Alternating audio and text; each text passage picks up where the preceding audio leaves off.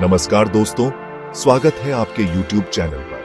आज हम बात करेंगे कुछ ऐसे स्पेस फिनोमेना के बारे में जो आपको हैरान कर देंगे। हमारा ब्रह्मांड अनगिनत रहस्यों से भरा हुआ है और इन रहस्यों को जानने की हमारी जिज्ञासा हमें अंतरिक्ष की गहराइयों में ले जाती है। तो आइए शुरू करते हैं अपनी इस अनोखी यात्रा को और जानते हैं उन अद्भुत अंतरिक्ष घटनाओं के बारे में जो हमारे ब्रह्मांड को इतना रहस्यमय बनाती है।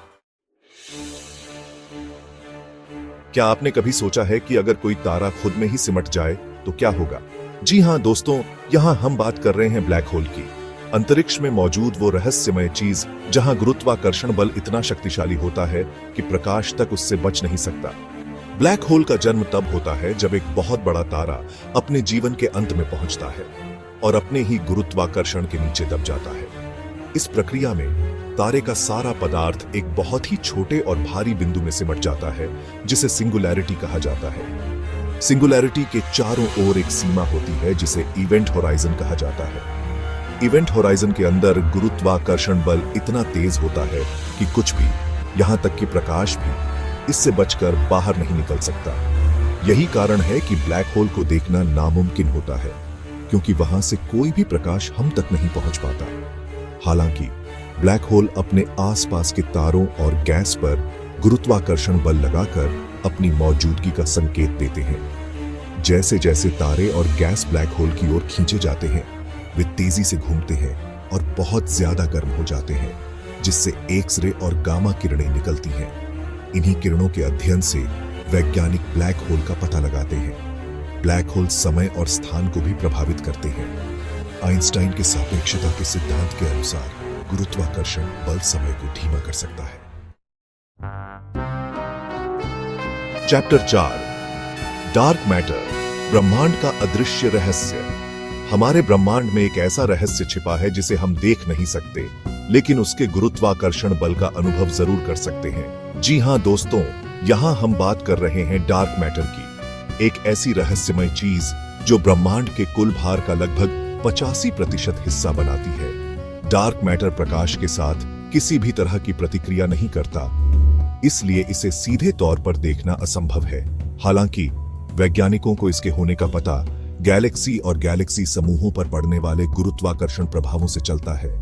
अगर हम सिर्फ दिखाई देने वाले पदार्थ को ही ध्यान में रखें, तो गैलेक्सी और गैलेक्सी समूहों का गुरुत्वाकर्षण बल उन्हें एक साथ रखने के लिए काफी नहीं होगा। इसका मतलब है कि कुछ ऐसा जरूर है जो इन ब्रह्मांडीय संरचनाओं को एक साथ बांधे रखता है, और वैज्ञानिकों का मानना है कि यह डार्क मैटर ही है। चैप्टर 5, वर्महोल, अंतरिक्ष यात्रा का एक सैद्धांतिक द्वार। क्या हम समय और स्थान में यात्रा कर सकते हैं? क्या हम ब्रह्मांड में एक जगह से दूसरी जगह पलक झपकते ही पहुंच सकते हैं? यह सवाल हमेशा से ही इंसानों को सोचने पर मजबूर करते रहे हैं, और वर्महोल इस सवाल का एक संभावित जवाब हो सकते हैं। वर्महोल अंतरिक्ष काल में एक तरह की सुरंग होती है जो ब्रह्मांड के दो अलग अलग बिंदुओं को जोड़ती है।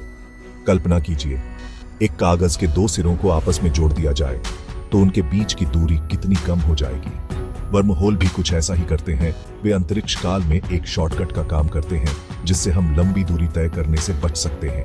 हालांकि वर्महोल अभी तक सिर्फ कल्पना ही है। वैज्ञानिकों को अभी तक इनके होने का कोई ठोस प्रमाण नहीं मिला है। आइंस्टाइन के सापेक्षता के सिद्धांत के अनुसार वर्महोल का होना संभव है, लेकिन इन्हें बनाने के लिए हमें बहुत ज्यादा गुरुत्वाकर्षण बल की जरूरत होगी, जो कि आज के समय में हमारे पास उपलब्ध नहीं है। चैप्टर 6, क्वासर, ब्रह्मांड की सबसे चमकदार रोशनी। अगर हम ब्रह्मांड की सबसे चमकदार चीजों की बात करें तो क्वासर का नाम जरूर आएगा। ये बहुत ज्यादा चमकदार और ऊर्जावान पिंड अरबों प्रकाश वर्ष दूर स्थित होते हैं, लेकिन फिर भी वे इतने चमकीले होते हैं कि हम उन्हें पृथ्वी से देख सकते हैं। क्वासर असल में सक्रिय गैलेक्टिक केंद्र होते हैं, जिनके बीच में एक विशालकाय ब्लैक होल होता है। जैसे जैसे ब्लैक होल अपने आसपास के पदार्थ को अपनी ओर खींचता है, यह पदार्थ तेजी से घूमता है और बहुत ज्यादा गर्म हो जाता है, जिससे अलग अलग तरंग दैर्ध्य पर प्रकाश और ऊर्जा निकलती है। क्वासर इतने चमकीले होते हैं कि वे अपनी पूरी गैलेक्सी से भी ज्यादा प्रकाश उत्सर्जित कर सकते हैं। यह मानना मुश्किल है कि एक ऐसी चीज जो हमारे सूर्य से कई अरब गुना ज्यादा भारी है, वह इतनी तेजी से ऊर्जा निकाल सकती है। चैप्टर 7 कॉस्मिक माइक्रोवेव पृष्ठभूमि विकिरण बिग बैंग का प्रतिध्वनि। अगर हम ब्रह्मांड के इतिहास में झांकना चाहते हैं तो हमें कॉस्मिक माइक्रोवेव पृष्ठभूमि विकिरण CMBR का अध्ययन करना होगा। यह विकिरण बिग बैंग की एक प्रतिध्वनि है जो ब्रह्मांड के जन्म के लगभग 3,80,000 साल बाद से ही अंतरिक्ष में मौजूद है। बिग बैंग के समय ब्रह्मांड बहुत ज्यादा गर्म और घना था। जैसे जैसे ब्रह्मांड का विस्तार हुआ, यह ठंडा होता गया और लगभग 3,80,000 साल बाद यह इतना ठंडा हो गया कि प्रकाश स्वतंत्र रूप से यात्रा कर सके।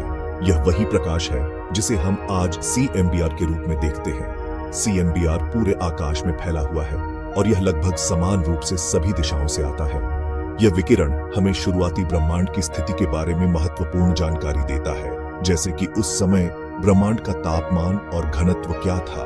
CMBR में थोड़ी बहुत असमानताएं भी हैं, जिन्हें वैज्ञानिक एनिसोट्रोपीज कहते हैं। ये असमानताएं शुरुआती ब्रह्मांड में मौजूद घनत्व के छोटे छोटे अंतरों को दर्शाती हैं और इन्हीं अंतरों ने बाद में गैलेक्सी और गैलेक्सी समूहों के निर्माण की नींव रखी। CMBR का अध्ययन हमें बिग बैंग थ्योरी को समझने और ब्रह्मांड के विकास का अध्ययन करने में मदद करता है। चैप्टर 8 एक्सोप्लैनेट दूसरी दुनियाओं की खोज। क्या हमारे सौरमंडल के बाहर जीवन है?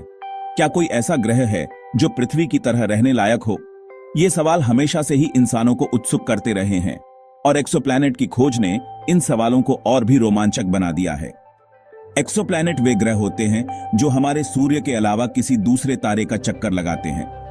पिछले कुछ दशकों में खगोलविदों ने हजारों एक्सोप्लैनेट की खोज की है और इनमें से कुछ ग्रह पृथ्वी के आकार और तापमान के भी हैं। एक्सोप्लैनेट की खोज के लिए वैज्ञानिक अलग अलग तरीकों का इस्तेमाल करते हैं, जैसे कि ट्रांजिट मेथड, जिसमें किसी तारे के सामने से गुजरने वाले ग्रह की रोशनी में आने वाली कमी को मापा जाता है।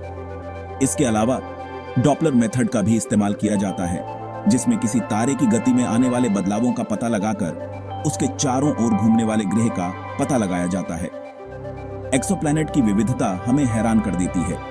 कुछ एक्सोप्लैनेट गैस के विशालकाय पिंड हैं जो अपने तारे के बहुत करीब चक्कर लगाते हैं, जबकि कुछ चट्टानी ग्रह हैं जो रहने योग्य क्षेत्र में स्थित हैं, जहां पानी तरल रूप में मौजूद हो सकता है।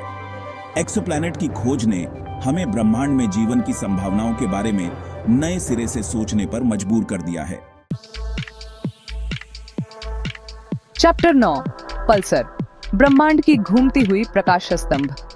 कल्पना कीजिए एक ऐसा तारा जो इतनी तेजी से घूम रहा है कि वह प्रकाश की किरणें छोड़ रहा है, जैसे कोई प्रकाश स्तंभ अपनी रोशनी को चारों ओर फैला रहा हो। जी हाँ दोस्तों, यहाँ हम बात कर रहे हैं पल्सर की, न्यूट्रॉन तारों का एक खास प्रकार जो अपने ध्रुवों से रेडियो तरंगे निकालते हैं। पल्सर का जन्म तब होता है जब एक बहुत बड़ा तारा सुपरनोवा विस्फोट के बाद सिमट जाता है और एक न्यूट्रॉन तारे में बदल जाता है। न्यूट्रॉन तारे बहुत ही घने होते हैं और उनका चुंबकीय क्षेत्र भी बहुत ज्यादा शक्तिशाली होता है। जब न्यूट्रॉन तारा घूमता है तो उसका चुंबकीय क्षेत्र भी उसके साथ घूमता है, जिससे रेडियो तरंगों की किरणें अंतरिक्ष में फैलती हैं।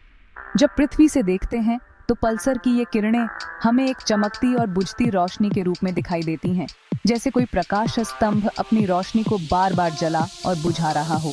पल्सर की चमक की यह गति बहुत ही नियमित होती है और यह कुछ मिलीसेकंड से लेकर कुछ सेकंड तक हो सकती है।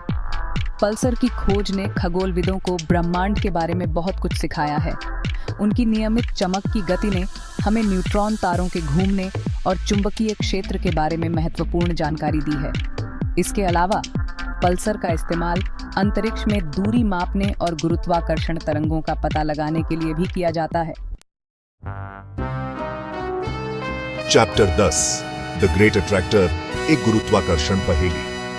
हमारे ब्रह्मांड में एक रहस्यमय बल काम कर रहा है, एक ऐसा बल जो लाखों गैलेक्सी को अपनी ओर खींच रहा है। जी हाँ दोस्तों, यहाँ हम बात कर रहे हैं द ग्रेट अट्रैक्टर की, एक गुरुत्वाकर्षण विसंगति जो पृथ्वी से लगभग 150 से 250 मिलियन प्रकाश वर्ष दूर स्थित है।